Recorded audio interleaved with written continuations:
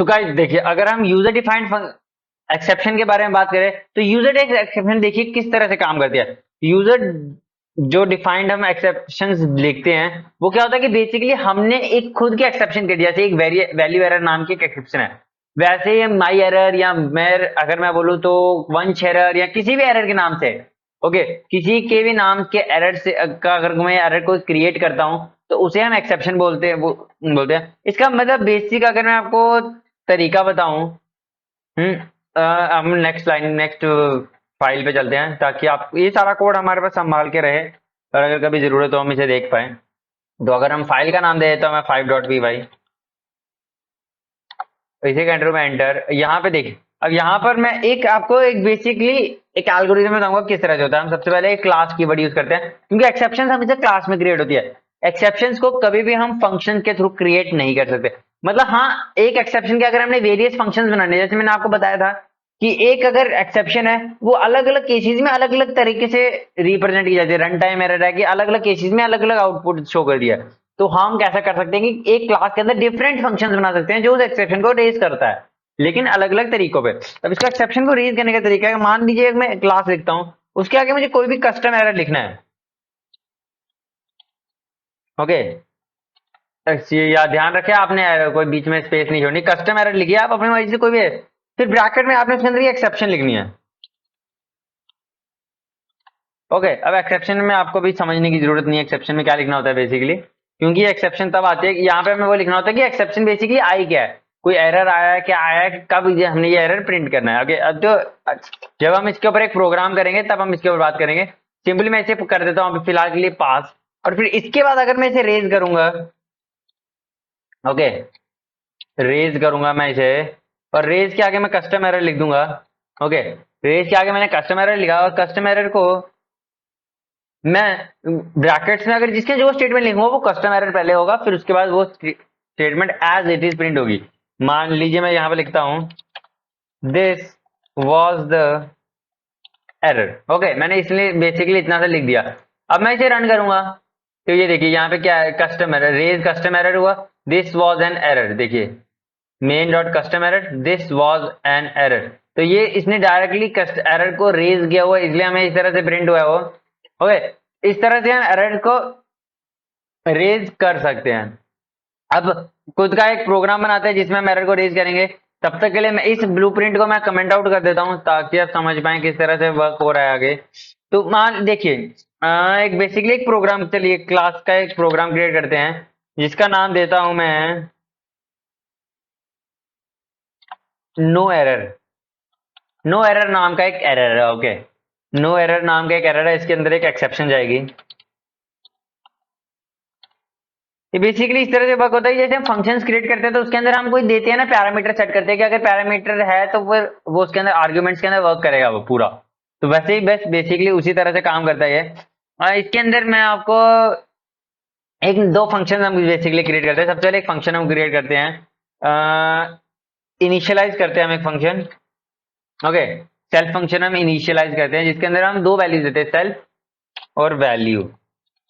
Self और अरे आप समझने की आपको जरूरत नहीं है क्या हो रहा है, क्योंकि जो हमारा यूजर मतलब यूजर डिफाइंड एक्सेप्शन है 11th और 12th के लेवल के हिसाब से ये थोड़ा सा हाई हो जाता है, ये थोड़ा हायर लेवल में आया था। 11th 12th में इसके रिलेटेड कोई भी सिलेबस में अभी मतलब इंफॉर्मेशन दी नहीं है कि हम यूजर डिफाइंड एरर कैसे क्रिएट कर सकते हैं। बस लास्ट था हमारा रेजिंग एरर तक का। तो इसके बाद अब आपको इतना सा समझ आएगा नहीं, लेकिन फिर भी आप थोड़ा बहुत समझाने की आपको मैं पूरी कोशिश करूंगा कि किस तरह से बेसिकली वर्क हो रहा है। हमने एक क्लास क्रिएट की है नो एरर नाम की, और इस नो एरर नाम को मैं जहां पे भी रेज करूंगा वहां पे वो एरर जो इसके अंदर जितना भी लिखा होगा वो सारा रन होगा उधर। तो यहाँ पे मैंने इनिशियल किया जिसमें मैंने सेल्फ और वैल्यू नाम का दे दिया। अब यहाँ पर मैं इसके अंदर एक इस फंक्शन के अंदर एक वो स्टेटमेंट रन करता हूं, self dot value. Self dot value, हम इस वैल्यू को वैल्यू दे रहे हैं, इसकी वैल्यू हम सेट कर देते हैं एज टू वैल्यू। मतलब यहाँ पे जो वैल्यू आएगी तो सेल्फ की वैल्यू भी वही वैल्यू हो जाएगी, तो यहाँ पे दोनों की वैल्यू सेम होगी, ओके। एक्सेप्शन ये था हमारा पहला फंक्शन जो एक्सेप्शन को इनिशियलाइज करने के लिए। अब हमारा दूसरा फंक्शन हम क्रिएट करेंगे जिसमें हम एक स्ट्रिंग को पास करेंगे, ओके। डेफ स्ट्रिंग करके हम एक स्ट्रिंग पास कर देते हैं, इसमें हम सिर्फ सेल्फ रहने देंगे और इसको हम रिटर्न कर देंगे रिटर्न हम इस तरह से करेंगे कि ये सेल्फ डॉट वैल्यू को रिप्रेजेंट करे। ओके, तो रिप्रेजेंट करने के लिए हम फंक्शन यूज करते हैं REPR फंक्शन। आपको अगर नहीं पता तो वैसे अभी इसका इतना यूज होता नहीं है, तो इसलिए हम इसे ज्यादातर यूज करते भी नहीं है, लेकिन आपको इतना पता होना चाहिए कि REPR नाम का एक फंक्शन अवेलेबल होता है।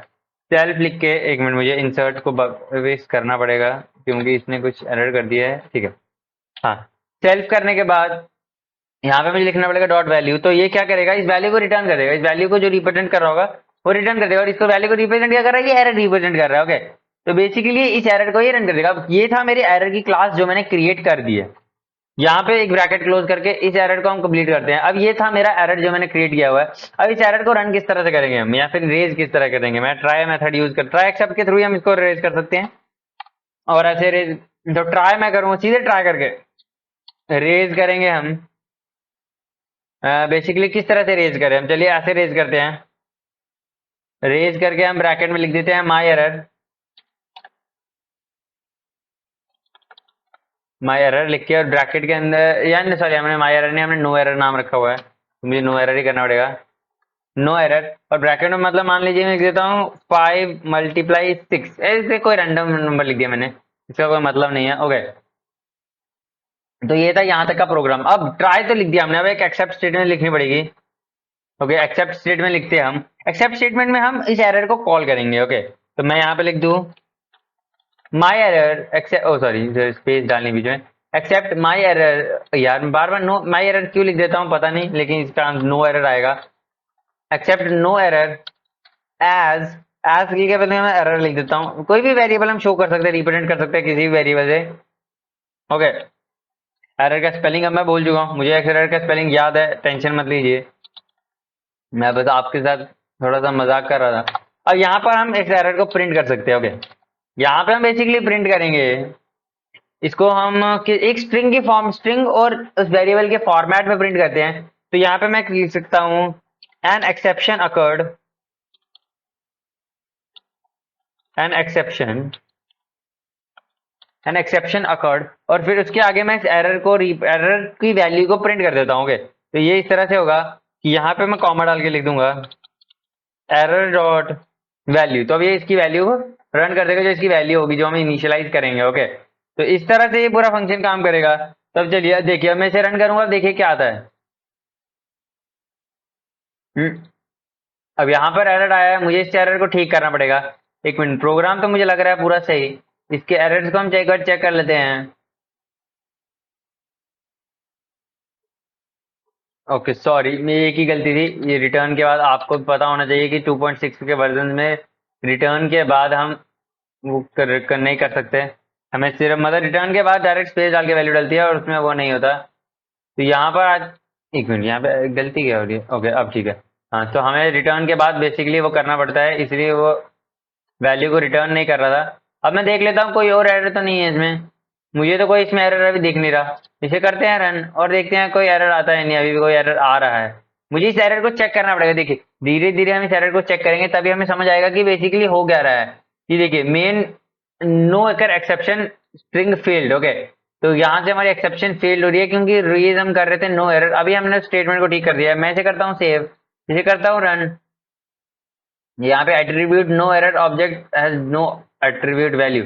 तो अगर मैं इसे सिंपली, चलिए मैं आपके लिए बस में कर देता हूँ, अगर मैं इस एरर को डायरेक्ट सिंपली इस एरर को ही प्रिंट करता हूँ, तो यहाँ पे इसकी वैल्यू को भी मुझे इनिशियलाइज करना पड़ेगा। या फिर अगर मैं इस तरह से करूँ, इस फंक्शन को, इनिशियलाइजेशन फंक्शन को ही हम खत्म कर दें, और इसे मैं रिप्रेजेंट सेल्फ पे रख दूँ, फिर मैं इसे रन करूँ। अब एरर रन हो चुका है। बेसिकली इसमें प्रॉब्लम कुछ नहीं थी, जो ये वैल्यू है इसमें इशू आ रहा था, क्योंकि हमने सेल्फ डॉट वैल्यू को हम वैल्यू दे रहे थे, जबकि हमें वैल्यू को सेल्फ डॉट वैल्यू देनी चाहिए थी। मतलब इसमें क्या होता है कि जो अच्छे तरह से एक्सेप्शन कर सकता है हम उसी का एक्सेप्शन कहते हैं। बेसिकली इसमें एरर आते रहते हैं, इसकी कोई बड़ी बात है नहीं। तो हम सिंपली इतना समझ सकते हैं, हमने सिर्फ एक फंक्शन डालना है जिसके अंदर जो वैल्यू रिटर्न करना चाहते हैं हमें वो रिटर्न करना है। तो कम काम क्या करेगा, नो एरर। और उसके आगे हमने 4 × 6 लिखा था, तो इसने 6 4 का 24 था, तो एरर के आगे 24 प्रिंट कर दिया। यहाँ पे हम जो स्टेटमेंट लिखेंगे वो नो एरर के बाद वो स्टेटमेंट रन कर देगा।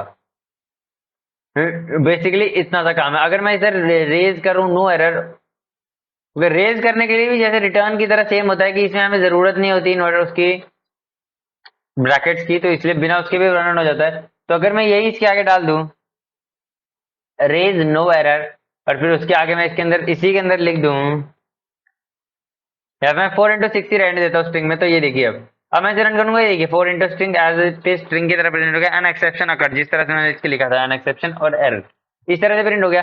ये वैल्यू वाला कॉन्सेप्ट मैं आपको किसी और वीडियो में समझाऊंगा, क्योंकि अभी इसमें कुछ एरर्स आ रहे हैं, मुझे इसको ठीक करने पड़ेंगे। क्या पता मैंने पाइथन में कुछ इंस्टॉल ना किया हो, या फिर कोई एट्रीब्यूट हो जिसकी वजह से वो एरर आ रहा हो, या फिर एक बार इसे लास्ट बार चेक करते हैं कि अभी भी एरर है या नहीं है। अगर एरर होगा तो फिर हम कर देंगे। तो अगर इसके अंदर कोई भी एरर आएगा तो हम इसके अंदर एक चेक कर सकते हैं X59 ब्लैंक लाइन फाउंड 0। इसके अंदर हमें कुछ एक्सेप्शन ब्लैंक लाइंस को प्रोड्यूस करना पड़ेगा। मैं ट्राई करता हूँ कि हम किस तरह से कर सकते हैं। मेरे हिसाब से अब सारे एक्सेप्शन ठीक हो चुके हैं। इसे करते हैं सेव, इसे करते हैं रन। तो ये देखिए बेसिकली कोई एरर नहीं था, बस वो छोटे मोटे सिंटेक्स एरर। मैंने आपको बोला था ना कि एक प्रोग्रामर अपनी जिंदगी में 96% से जो भी एरर प्रोड्यूस करेगा उसमें 90% एरर सिंटेक्स एरर होंगे। अब इसमें बेसिकली एरर क्या थे मैं आपको बताया था। सबसे पहले एरर था कि हमेशा कॉमा के बाद हमें एक स्पेस छोड़नी होती है, ब्लैंक स्पेस छोड़नी होती है ताकि अगली वैल्यू लिखने से पहले, और वहां पे ये मैंने नहीं छोड़ी थी। एक एरर इसका आया। और एक एरर दूसरा होता है कि अगर हम कोई फंक्शन को खत्म करते हैं तो उसके बाद एक लाइन छोड़ के ही हम नेक्स्ट फंक्शन स्टार्ट करें, अगर वो सेम क्लास में है तो। अगर डिफरेंट क्लास में है तब भी हम एक प्रैक्टिस फॉलो कर सकते हैं। इससे क्या होता है कि हमारा प्रोग्राम थोड़ा नीट एंड क्लीन लगता है, और साथ में हमारे फंक्शन को समझ आ जाता है कि किस तरह से करना है। इसी वजह से वो दो एरर्स आ रहे थे, जितने बड़े एरर दिख रहे थे, कोई ऐसे बड़ा एरर था नहीं उसमें। मैंने एरर्स को ठीक कर दी थी कि पाइचाम को यूज करने का ये तरीका, अगर मैं उसके ऊपर होवर करता हूँ तो मुझे बेसिकली बता देगा कि एरर किस तरह का है। अब देखिए यहाँ पे भी एक एरर है कि accepted 2 blank lines after class और फंक्शन डेफिनेशन फाउंड 1। तो यहाँ पे देखिए इन्होंने बोला कि जब भी डेफिनेशन फंक्शन खत्म होने के बाद तो एक लाइन छोड़ दिया, लेकिन क्लास खत्म होने के बाद हमें 2 लाइन छोड़नी चाहिए, तभी हमारा फंक्शन। देखिए यहाँ से अब वो स्टेटमेंट लाइन हट गई है जो इसके अंदर नीचे एरर वाली लाइन हट रही है। यहाँ पे भी देखिए वो एरर है, यहाँ पे मैं जैसे ही कॉमा के बाद स्पेस डाल दूंगा वो एरर हट जाएगा। छोटे मोटे एरर्स होते हैं, ये बेसिकली एरर्स नहीं है, वार्निंग्स होती हैं। कभी कभी कुछ केसेस में होती है कि प्रोग्राम के अंदर अगर उन वार्निंग्स का यूज हो रहा है तो वहां पे वो ऑटोमेटिकली एरर प्रोड्यूस कर देगा, लेकिन ऐसे कोई बड़ा एरर इसमें होता नहीं है। तो आज की वीडियो में इतना ही था, रेजिंग एक्सेप्शन और एक्सेप्शन हम खुद की क्रिएट कैसे कर सकते हैं। होप आपको अपनी खुद के एक्सेप्शन बनाना आ गया होगा, इससे आप खुद के एरर्स क्रिएट किए दें, अपने हिसाब से रखें, ताकि आपके जो प्रोग्राम है उसमें आपके हिसाब से एरर्स आए, ये ना कि पाइथन के बिल्ट इन एरर्स आए। आप पाइथन के बिल्ट इन एरर्स का भी यूज कर सकते हैं इनमें, कि नो एरर के अंदर वैल्यू अगर मैं डाल दूं कि रिटर्न और इसके आगे मैं नेम एरर लिख दूं या कुछ भी एरर लिख दूं, जब भी मैं इस फंक्शन को कॉल करूंगा, इस क्लास को कॉल करूंगा, ऑटोमेटिकली एरर प्रिंट हो जाएगा। होप आपको सब समझ आएगा। आज की वीडियो में इतना ही। सायोनारा गाइस, फिर मिलेंगे आपसे अगली वीडियो में।